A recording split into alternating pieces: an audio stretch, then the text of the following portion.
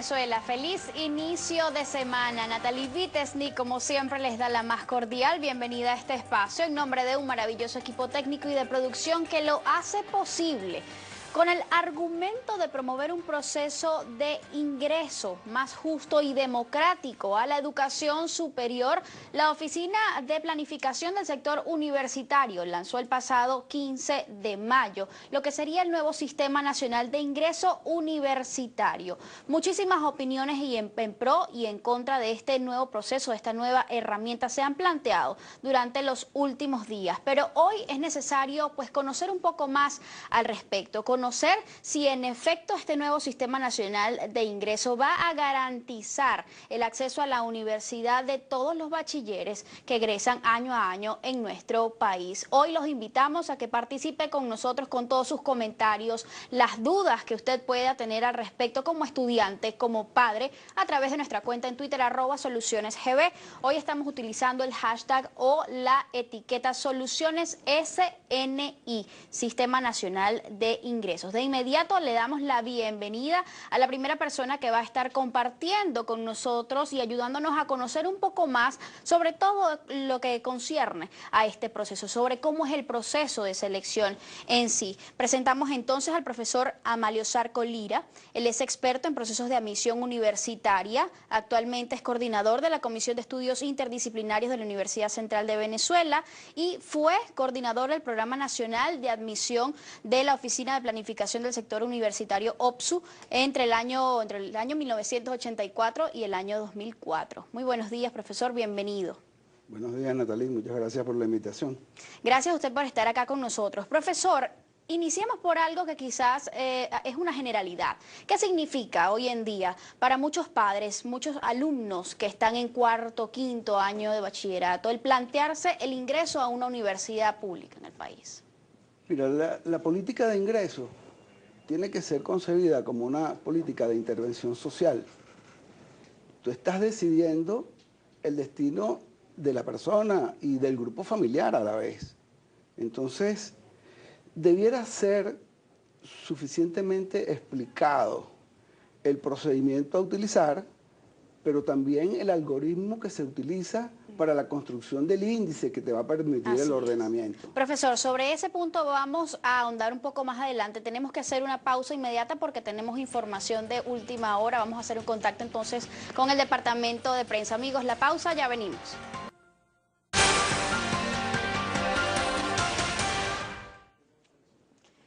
Continuamos en Soluciones. Hoy estamos conversando sobre el nuevo Sistema Nacional de Ingreso Universitario y estamos en compañía del profesor Amalio Zarco Lira. Él es experto justamente en procesos de admisión universitaria para un poco conocer acerca de esta nueva plataforma. Profesor, decíamos que hay mucha incertidumbre, ¿no?, entre la masa estudiantil que está egresando de su bachillerato y sus padres porque no entienden cómo es este nuevo sistema. Usted decía que es algo que quizás no se iba a conocer con suficiente antelación. Pero más allá de esto, también desde el sector universitario se ha dicho, específicamente desde la Verú, que fue una decisión inconsulta, fue un método inconsulto. ¿Por qué? Esto parte de diciembre del 2014. En la última sesión del Consejo Nacional de Universidades, tenían su agenda, como de costumbre, y el ministro llegó con un punto en mano. Y el punto en mano era esto: anunciar que iba a haber un nuevo Sistema Nacional de Ingreso. Algo que es, digamos, tan relevante, tan importante para el país, entonces lo lleva como punto en mano, no tiene nada escrito, no se conoce ningún escrito, a los rectores nunca le han hecho llegar ninguna información adicional. Hemos hecho varios reclamos en relación a porque necesitamos conocer el algoritmo con el que se confeccionó el índice, y lo que tenemos son informaciones parciales. Cuando el ministro entonces informa que tiene la lista de asignados, dice que eso se hizo con los acuerdos de diciembre de 2014. Lo que él informó allí fue promedio de notas 50%, condición socioeconómica 30%, territorialidad 15% y 5% algo que es mucho más gaseoso todavía, que es labor social. Bueno, esos porcentajes nosotros los anexamos, ¿verdad? Como información oficial. Okay. Cuando recibimos la lista, en cada pie de página, dice que la información considerada para la elaboración del índice es la variable tal, y lista 7 variables. O sea que cuando reclamas la información, te llega información oficial incongruente. Tienes un discurso del ministro donde dice eso. Que son 4 variables. Que son 4 variables, las mismas 4 que dijo en diciembre, y luego aparecen 7. O sea que nadie sabe, los alumnos no saben. ¿Y cuáles son esas otras 3 variables que no son tan públicas? El nivel global, el promedio global, el promedio específico, la dispersión, son variables que corresponden al sistema que se pretende sustituir. Variables que corresponden al esquema multivariable, que vivió desde el 2008 hasta... ¿Y por qué se pretende sustituir un sistema? ¿Qué es lo que estaba fallando antes? El ministro dice que ellos hicieron unos estudios y que había mucha discriminación cuando se utilizaba el promedio de notas con esa proporción. Y ellos bajan el promedio de notas de 97,5 a 50, siendo que el promedio de notas universalmente es el mejor predictor del éxito a nivel superior. Hay una profesora que ilustra muy bien esto, la profesora Gisela Cossack, profesora de nuestra Facultad de Humanidades. Ella dice, bueno, es lógico que la variable esté muy en relación con el oficio que se va a tener o con el oficio que se va a desarrollar. A Miguel Cabrera no le podemos pedir el promedio de nota para ver si se cae en las grandes ligas. A Dudamel no le podemos pedir el averaje al bate para que vaya a dirigir la Sinfónica de Londres. Y a un tipo que lo que quiere es estudiar en la universidad, no se le puede pedir que demuestre cuán pobre es, porque aquí pobres casi somos todos ya. Ahora, profesor, ¿quiénes integran hasta este momento el grueso de la población universitaria? ¿A qué sectores socioeconómicos pertenecen? También hay unas preguntas que tienen que ver con, bueno, ¿cuáles son esos criterios que se están utilizando justamente para medir ahora el índice académico, que constituye solamente un 50% de ese compendio, ¿no?, de las variables? Tenemos mucha participación a través del Twitter. Por ejemplo, Sujin Prieto nos dice: mi hija con promedio de 18.30 y entre los 10 mejores promedios de la institución no quedó en ninguna universidad. También ella agrega: mi hija siente que fue castigada por sus padres tener un nivel académico universitario y no premiada por su esfuerzo académico. Es una realidad que quizás están viviendo muchísimos jóvenes en el país en este momento, y de eso vamos a hablar más adelante, profesor. Tenemos que hacer una pausa, ya venimos. Ay. Seguimos con Soluciones.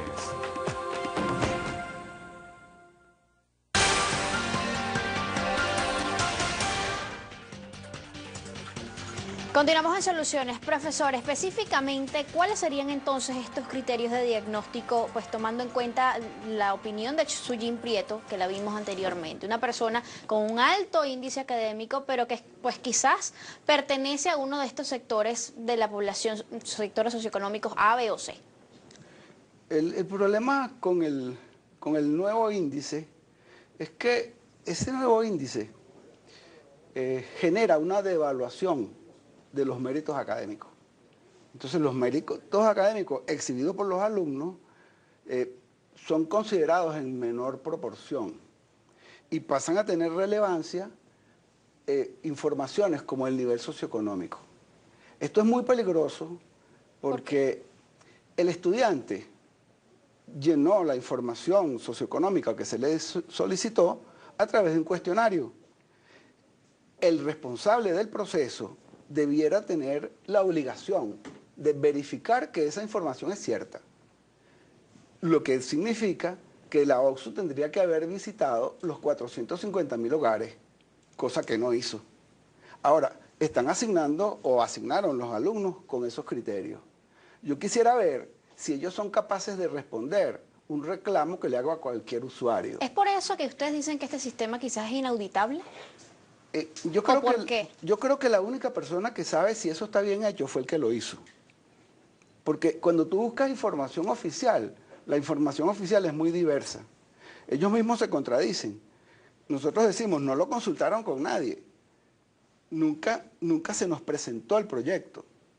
No conocimos jamás el proyecto hasta que el ministro lo sometió allá a la decisión del Consejo. Ahora, el ministro Manuel Fernández aceptó el pasado 26 de mayo la auditoría de la data. No me imagino cómo se podrá hacer, porque labor social no sabemos qué es. Tendrían que decirnos cuáles son las variables que conforman esa macrovariable. Territorialidad lo asemejamos con regionalización, pero no sabemos nada de si usaron el plan de la patria o no para decidir si las carreras eran importantes para el país, no sé. Ahora, ¿en qué se basan ustedes entonces para decir que es algo inauditable específicamente? Bueno, profesor? primero porque nadie conoce qué fue lo que se hizo. Ninguno conoce, ningún venezolano sabe cuál fue el procedimiento que se siguió. A ningún venezolano le han dicho, esta es la fórmula con la cual yo determino el índice. De manera que eso es una absoluta caja negra. Nosotros lo que hemos hecho es, con la poca información que nos ha llegado, armar un escenario que nos permita explicar qué cosa pudo ocurrir.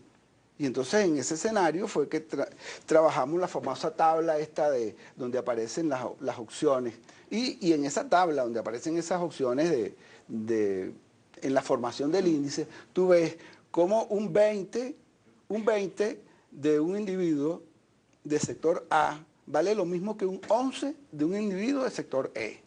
Ahora, estos son opiniones de la gente. Es decir, la gente llenó un cuestionario.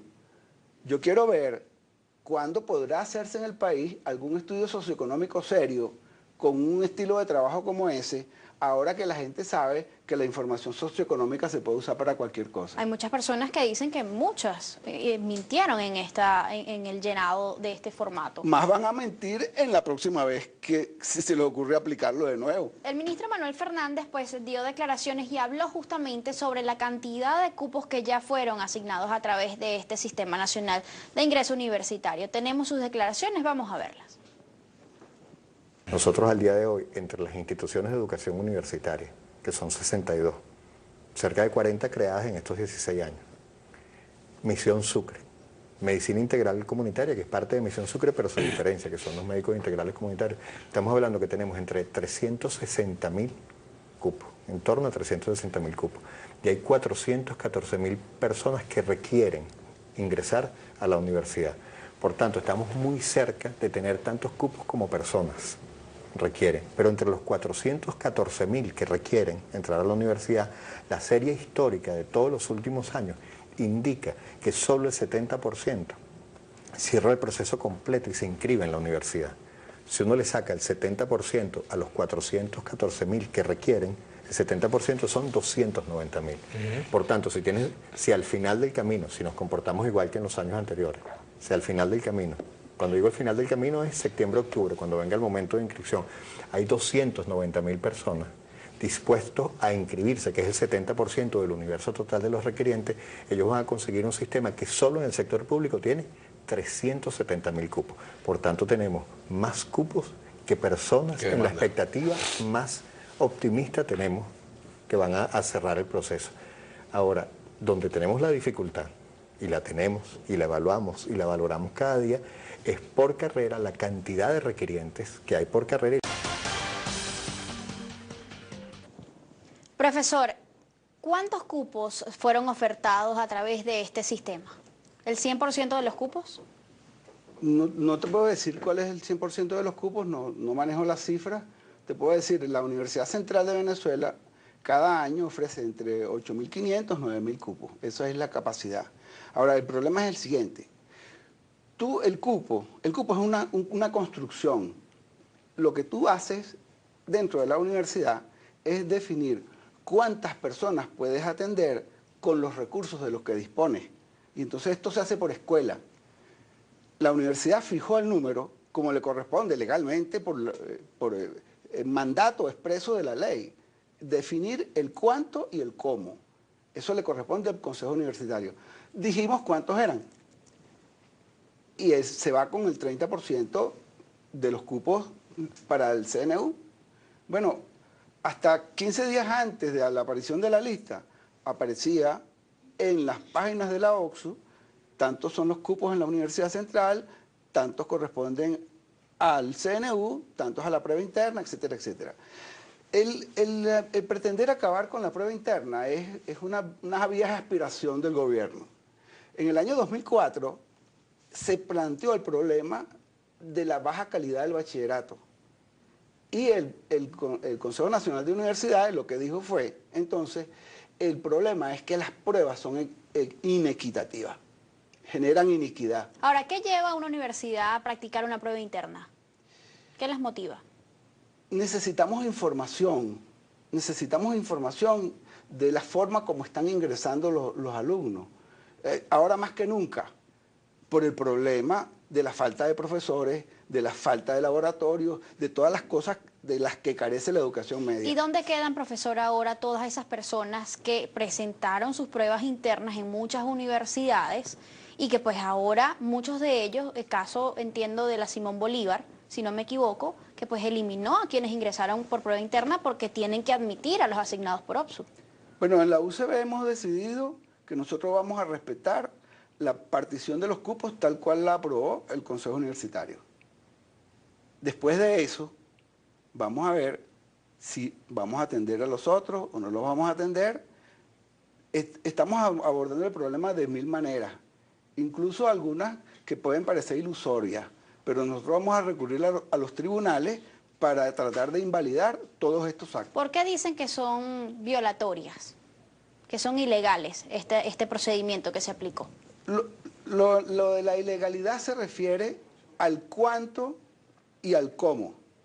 Se refiere a que le corresponde un porcentaje, que es el porcentaje que le fijó el Consejo Universitario, porque es el Consejo Universitario el que fija el porcentaje. Lo otro es un aun acuerdo. Cuando hay un acuerdo que diga que ellos pueden, digamos, disponer de mínimo el 30% hay un acuerdo, de los cupos. ese acuerdo es un acuerdo que tiene cierta flexibilidad, a veces es el 30, a veces es el 40, pero mínimo es el 30. Y entonces es el Consejo Universitario el que establece el número. ¿Y hay un máximo? No hay un máximo. ¿Fijado? No es hay decir, un que ellos máximo. pudieran disponer del 100%. No, porque nosotros tenemos un conjunto de mecanismos de ingreso, entre los cuales está la prueba interna, están los convenios, están el programa Samuel Robinson, que también ocupa una parte de esa. Y es algo que por ley debe respetarse. Debe respetarse porque es que el que está facultado para fijar el cuánto y el cómo es el Consejo Universitario. Profesor, es un sistema que pues evidentemente le da mayor apertura a todas estas personas que vienen de sectores socioeconómicos deprimidos. ¿Cuáles son las soluciones que ustedes como consejo o como integrantes pues, de la academia proponen al respecto para que en efecto sea entonces este nuevo sistema algo justo e inclusivo? Mira, el problema está en cómo leemos la información o los planteamientos de la población. La población dice, y lo dicen las familias ordinariamente, yo quiero que mi hijo ingrese a la universidad. Realmente no es que quiere que ingrese, es que quiere que egrese de la universidad, porque ese es lo sustantivo. Entonces lo que nosotros estamos tratando de hacer es de que la gente ingrese en las mejores condiciones para garantizarle, por lo menos probabilísticamente, que pueden vencer las dificultades que le ofrece cualquier carrera universitaria. Porque entrar no es salir. Lo que nosotros tenemos que prever es que en el transcurso él no tenga mayores problemas para vencer las dificultades. ¿Han ustedes conversado quizás con el ministerio para reunirse y evaluar entonces este nuevo sistema, quizás para hacer las modificaciones necesarias para el próximo año, el próximo periodo? Nosotros hemos enfocado el problema con mucha humildad.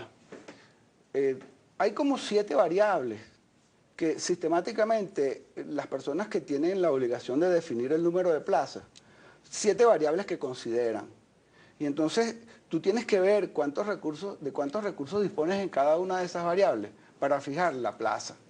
Generalmente se busca un promedio y se tratan de auxiliar unas escuelas con otras en los otros recursos.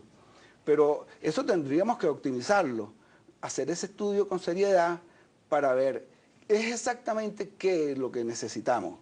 Porque si yo tengo 3 laboratorios que están parados porque no tienen insumos, tú me dirás, bueno, si aquí están los insumos, abre eso y son 90 cupos más. Pero el problema no es abrir el laboratorio con los insumos que tú me das para los 3 meses. El problema está en que yo necesito ese recurso en presupuesto ordinario, porque dentro de 3 meses no voy a hacer Si abrí los laboratorios hoy, no lo voy a cerrar dentro de 3 meses cuando se me acaben los insumos que tú me diste. Lo quiero en presupuesto ordinario. Es decir, que es una medida que debe venir acompañada de otras políticas de incentivo y un poco de desarrollo para el sobre todo de sector. sensatez, que es lo que yo creo que no ha privado. Porque hay un conjunto de variables que se tienen que considerar al momento de la selección o de armar un esquema de selección. Y esas variables rinden un mayor beneficio para el usuario, para el estudiante, si las colocas donde deben estar.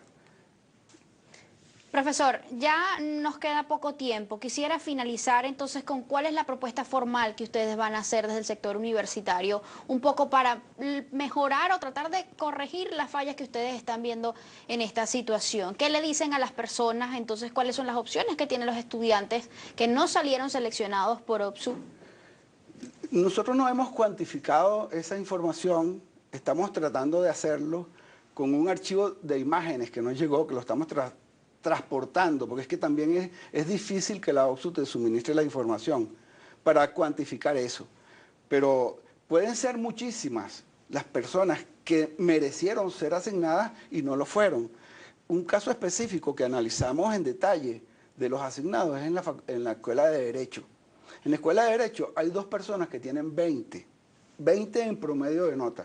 El primer asignado es uno con 18, pero en el intermedio hay con 13, con 15, y al final, en el último extremo, tenemos uno en el 130, un 20 en el 130 y otro en el 220. Y dice, bueno, asignaron 500 personas, pero si hubiesen asignado 200, el de 220 se queda con su 20 sin asignación. Bien. Entonces, así como están distanciados, la dispersión es tal que nosotros no podemos ni siquiera estimar el volumen de personas que con mejores promedios no quedaron asignados. Bien, profesor, muchísimas gracias por habernos acompañado en la mañana de hoy, habernos ilustrado un poco acerca de lo que hay detrás de todo este Sistema Nacional de Ingresos, un poco para entender también qué es lo que está ocurriendo y cómo se está haciendo esta evaluación. Muchísimas gracias por haber participado con nosotros el día de hoy. Vamos a una pausa, pero antes les leo rápidamente muchos comentarios que nos llegan a través de nuestra cuenta en Twitter, @SolucionesGB. Recuerden hoy utilizar la etiqueta Soluciones SNI. Carlos Ramiro Horna nos dice, ¿qué criterio se aplica en la asignación de cupos? Índices por debajo de 15 son asignados, quedando fuera los de 17 y mayores. También Isabre Beau nos dice por acá, buen día, ¿qué pasará con las reincorporaciones? ¿Quedan las respectivas facultades de estudio o no? O con el SNI, una pregunta que ella hace. Y también nos dice por acá Yoli, estudiantes privados salen perjudicados, muchos no son ricos, sino que padres los inscriben con esfuerzo huyendo de la delincuencia. Jennifer Andreina dice, el gobierno dice con esto hay que usar la discriminación positiva contra los estudiantes de clase media y colegios privados, es la opinión de Jennifer.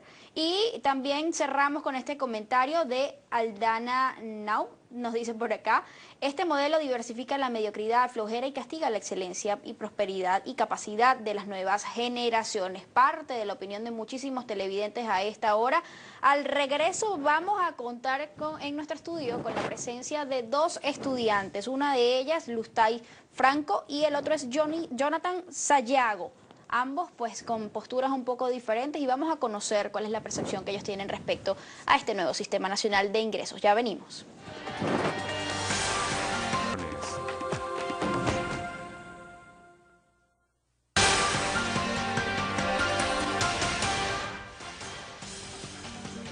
Continuamos en Soluciones y le damos la bienvenida rápidamente a Lustay Franco. Ella es secretaria de Reivindicaciones de la Facultad de la Federación de Centros Universitarios de la Universidad Central de Venezuela. Y también nos acompaña Jonathan Sayago, él es secretario de Cultura de la FCU. También muy buenos días a ambos, bienvenidos. Gracias por estar acá con nosotros y tomarse el tiempo un poco también para discutir entonces un poco respecto a todo lo que estamos conversando. Hay muchísima opinión a través de nuestra cuenta en Twitter, personas que afirman que este es un método excluyente, que si bien le da la oportunidad a muchas personas que quizás anteriormente no tenían la opción por mérito académico, quizás de ingresar a la universidad, pues también está excluyendo a muchos otros que quizás sí se esforzaron durante toda su escolaridad, tienen muy buenos índices, pero por pertenecer a un sector socioeconómico de clase A, B o C, quizás no tienen las mismas posibilidades de ingreso. ¿Qué opinas al respecto, Jonathan? Bueno, buenos días, muchísimas gracias por la invitación. Fíjate, allí sí veníamos conversando ahorita tras cámaras, ¿no? Tras conversar el profesor Amalio. Y veíamos que sí hay ciertas inconsistencias, porque ahí nosotros, cabe acotar que si bien es cierto, tengo una postura política marcada, milito en un partido político, igual que la compañera, tenemos posiciones políticas diferentes, ¿no? Y en ese sentido vemos cómo sí hay algunas disonancias en el tema del sistema. Y tenemos algunas dudas, pero esas dudas se generan también en el caso de que, por ejemplo, bien lo que decía en el corte anterior, el ministro explicaba, y todos sabemos que se han creado nuevas universidades en el país. No solamente existen las 5 universidades autónomas, están las universidades politécnicas y territoriales, están los institutos universitarios tecnológicos, están los colegios universitarios, las universidades experimentales, y es el mayor grueso de estudiantes a nivel nacional. Solamente se concentra un pequeño porcentaje en las universidades autónomas. Y como las universidades autónomas son las que han tenido realmente el posicionamiento, y digamos que toda la cobertura mediática, es donde se concentra el punto álgido. No hemos escuchado todavía ningún tema de contraposición de las universidades, por ejemplo, los institutos y las universidades que mencioné anteriormente. Todo se genera en torno a las universidades autónomas. Yo creo que allí, y lo que estamos conversando, más allá de caer en un debate estéril, en un debate de discusión que no genera propuesta, nosotros como generación tenemos un compromiso que es justamente sacar a Venezuela adelante. Y en ese caso nosotros estaríamos dispuestos a revisar qué es lo que está pasando con las universidades autónomas y cómo solventar la situación. ¿Qué es lo que está pasando con las universidades autónomas? Dos cosas, y aquí empiezo para que empecemos a interactuar, ¿no? Primero, nosotros tenemos que desmontar un mito que lamentándolo mucho se ha fortalecido con estos últimos años, que es el tema de que el que estudia en una escuela o en un colegio privado es una persona que pertenece a clases posicionadas, y eso no es así. Hay muchas personas que se esfuerzan realmente por pagar un colegio privado. Y además pasa algo, yo te puedo poner mi caso personal, y con esto inicio el programa. Yo vengo de Coro, de Estado Falcón, de Pantano Abajo, que es un sector popular. Okay, yo estudié toda la vida en un colegio que se llama el Colegio Monseñor Castro, en Coro, un colegio subsidiado por la BEP. Mi mamá es profesora y no me acuerdo que para ese momento mi mamá pagaba solamente eran 15 bolívares, que era casi una colaboración. Y salí graduada de un instituto privado con un promedio de 19.5 y ahorita estoy estudiando economía en la Universidad Central de Venezuela. Todo eso, todos esos cambios que se dieron fue por un esfuerzo que yo hice durante 5 años. Bueno, mi privilegio, ¿cuál era? Tener una mamá y un papá que estaba ahí, ¿ok? Pero no era un privilegio económico. ¿Dónde entra el gobierno en este espacio? Bueno, tú entras, pasas el primer filtro, que es entrar a apostar por las 5 autónomas, que además tenemos, y es un dato que hay que resaltar, se sigue concentrando el 70% de la demanda en las 5 autónomas. Por supuesto. Eso hay que hacer una revisión, porque eso es parte primero de un reconocimiento a la investigación, al esfuerzo, a la calidad educativa. A la calidad educativa, pero además el esfuerzo que se hace para entrar en esa universidad. Hay un tema meritocrático que hay que mantener, hay que avalar por ese mérito académico. Pero además tenemos que rescatar algo, y es donde entra el gobierno, el fortalecimiento de nuestras providencias estudiantiles, porque no solamente equivale a entrar en la universidad, sino a graduarte. O sea, el chamo que se viene del interior del país a estudiar en la capital con un sueño provinciano, lamentándolo mucho, el gobierno tiene que ayudar al fortalecimiento de las providencias. FAME, el caso de la Organización de Bienestar Estudiantil, el caso de las ayudas económicas, para que se nos haga más o menos solventable nuestro transcurso durante la carrera. Hay una pregunta, ¿cuál es el destino del estudiante que quizás no tiene tan alto índice académico al egresar de la universidad? Viene de un estrato, digamos, D, E. ¿Cuál es el futuro de ese estudiante de la universidad? Fíjate, ahí es bien interesante porque el tema de las universidades autónomas es un tema histórico y un tema casi cultural.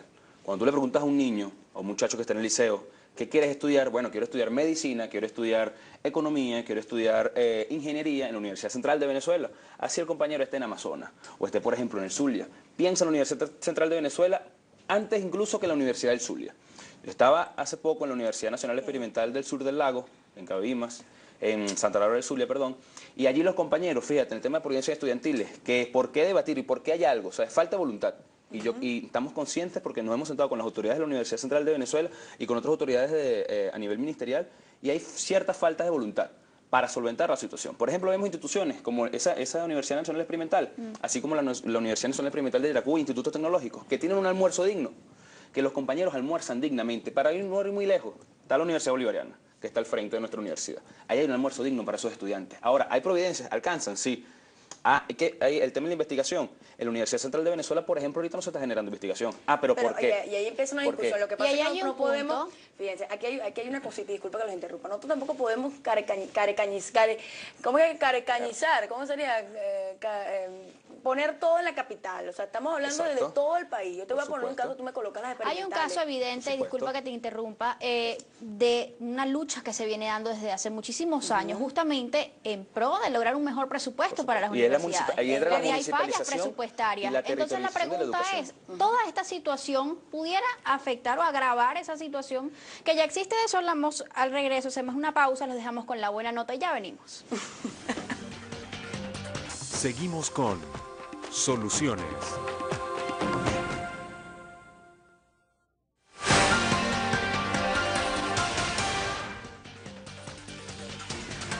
El ministro Manuel Fernández también aseguró que este nuevo Sistema Nacional de Ingresos es algo más justo y provee de mayor seguridad. Vamos a ver qué más nos dijo. Nosotros estamos convencidos de que este es un sistema muchísimo más justo, que ve más dimensiones del ser humano. Pero sabemos que todo sistema de ingreso tiene cosas que ajustar y estamos en un debate permanente a lo interno del equipo, en el Consejo Nacional de Universidades, en el público, en esa asamblea lo conversamos. Asler Iglesias, el presidente de la Federación de Centros de la UCB, me decía, ese sistema nos parece que no es justo por esto, esto y esto. Y yo le decía, vamos a debatirlo en cualquier espacio. Nosotros no tenemos ningún problema en debatirlo y nosotros estamos vendiendo ninguna perfección. Nosotros lo que estamos diciendo es que un sistema que toma en cuenta estas 4 consideraciones, primero es un sistema más justo porque ve más cosas y sobre todo es más transparente. Un sistema más justo, más transparente. Franklin Nava nos dice por el Twitter, son arbitrarios los criterios de la OPSU, pero no es menos cierto la corrupción que hay en las universidades, en la asignación. Fíjate, le tomo la palabra al ministro con respecto al tema del debate, ¿no? Nosotros estamos abiertos a eso, pero los debates se dan previo a la toma de decisión, no ya después con la decisión tomada. Y además pasa un tema, la violación que se le hace a la universidad. La universidad, el CNU hace las recomendaciones de vida, en el caso de las autónomas, hace las recomendaciones de vida a los consejos universitarios. ¿Fueron o no fueron consultados los estudiantes? No fuimos consultados. No fuimos consultados. Y además no se abrió el debate. Yo creo que eso también parte también de la discusión de la misma ley de educación. Nosotros deberíamos discutir eso, pero creo que no fueron las medidas reales. Jennifer Andreina nos dice, verdaderamente se siente en el país que el gobierno está dividiendo a los estudiantes por clases sociales. Así Inaceptable. Oscar Sequera nos dice, actual selección de estudiantes en las universidades aparenta exclusión y posible desperdicio de talentos por un mejor futuro y un mejor país. ¿Qué opinas al respecto, Jonathan? Mira, yo pienso que ahí hay que concientizar realmente a la población, al término de los estudiantes desde el liceo. Porque como te decía, todo el mundo quiere ir a estudiar en las universidades autónomas independientemente de su estado. Y aquí se está avanzando y se quiere avanzar es justamente para tener un país productivo, y para tener un país productivo tenemos que municipalizar la educación y tenemos que territorializarla. Y en aras de eso, obviamente, la idea es que, por ejemplo, una persona que estudie o que viva en Portuguesa tiene que estudiar, en mi percepción, debe estudiar o debería estudiar en una universidad cercana a su población. Jonathan, hay quienes opinan que con esta medida el gobierno está tratando quizás de tapar las deficiencias que hay en cuanto a la formación de educación media y diversificada en el país. ¿Qué opinas? Yo tuve la oportunidad de participar en el Consejo Nacional por la Calidad Educativa como estudiante de educación. En ese momento era presidente del Centro de Estudiantes. Eso fue el año pasado, se realizó el año pasado. Y ahorita se presentaron todos los resultados de la consulta. Y eso arrojó una cantidad de inconvenientes y deficiencias dentro de la educación básica y de la educación media. Y eso hay que aceptarlo, eso es inocultable. Y para eso estamos trabajando. Por ejemplo, yo voy a ser educador, estoy formándome para ello. El año que viene me gradúo. Pues yo entonces estoy trabajando ahorita para generar realmente una calidad educativa. Y el problema de educación no es un tema que se va a solventar, un tema coyuntural, es un tema estructural. Y justamente cuando cambiemos realmente nuestro modelo educativo, que sea un modelo eficiente, que tenga calidad real, porque sí, ya ahorita leímos, por ejemplo, también el tema universitario, abrimos la puerta de la universidad a todo el mundo. Pero hay universidades donde ciertamente no se está manejando la calidad. Ahora que estamos trabajando, bueno, ya se le abrió las puertas. Yo pienso que se tiene que trabajar en la calidad de esas personas. ¿Cómo van a salir, cómo van a egresar? ¿Cómo garantiza la calidad cuando tienes las realidades que están pasando en el tema de los profesores? ¿Cómo se están yendo de los salones de clase? ¿Cómo están buscando nuevas oportunidades? Precisamente porque no tienen calidad a la hora de dar clases. Pero te pongo un ejemplo también. Este año es electoral. y lamentándolo mucho, el escenario se está planteando en el tema de educación universitaria, pero esto se plantea en educación primaria también. El chamo que está saliendo ahorita de sexto grado para incorporarse a los liceos, eso también está grave. Lo que pasa es que no está en la palestra pública porque es un año electoral y eso también hay que hacer un análisis político. Ahora, hay un 23% de los asignados a través de este nuevo sistema que pues vienen de colegios privados, es decir, no absolutamente todos quedaron excluidos. Más allá de todo esto, ¿cuáles son las propuestas que ustedes tienen como estudiantes, un poco para mejorar lo que haya que mejorar quizás de este nuevo método? Mira, aquí hay que replantearse el embudo de la educación que tiene el país. O sea, replanteárselo, verificar. No se puede, nosotros no podemos plantear una mejor educación solamente en el tema de la profesionalización, en el tema que es educación superior. Nosotros tenemos que, bueno, en el caso del gobierno tiene que mirar hacia abajo, tiene que ver la educación privada, la educación de los liceos. Lamentándolo mucho, nuestros liceos han decaído, las escuelas técnicas decayeron, las escuelas de granja decayeron. ¿Dónde está la verdadera planificación? No se puede seguir improvisando, y menos en el tema educativo. Jonathan. Claro, fíjate. Ciertamente, y allí pienso que deberíamos generar las mesas de debate, ya hemos participado en los diferentes consejos y secretariados de la federación, debe replicarse tanto con los compañeros de dirección de la Oficina de Planificación del Sector Universitario, compañeros de ministerio, diferentes organizaciones que visualicen el país. Se están formando economistas en la Facultad de Ciencias Económicas y Sociales, planificadores, compañeros geógrafos, compañeros educadores. Yo pienso que se tiene que buscar justamente la articulación de los compañeros que se están formando, que son ya el presente profesional de nuestro país, para generar todas las políticas necesarias en cuanto al tema educativo, en cuanto al tema de admisión, permanencia y egreso. Este tema educativo pues tiene muchísima tela que cortar y sobre todo cuando hablamos de lo que está ocurriendo en el sector universitario. Prometemos que bueno, ya en una próxima ocasión vamos a hablar nuevamente en este programa de esa realidad que está afectando muchísimas más universidades en nuestro país, no solamente quizás a las autónomas. Vamos a darle voz también a esos temas. Por ahora, ¿cuál es el mensaje que ustedes les dan, digamos, a la población, a quienes los están observando? Muy brevemente, en pocas palabras, ¿qué hay que hacer?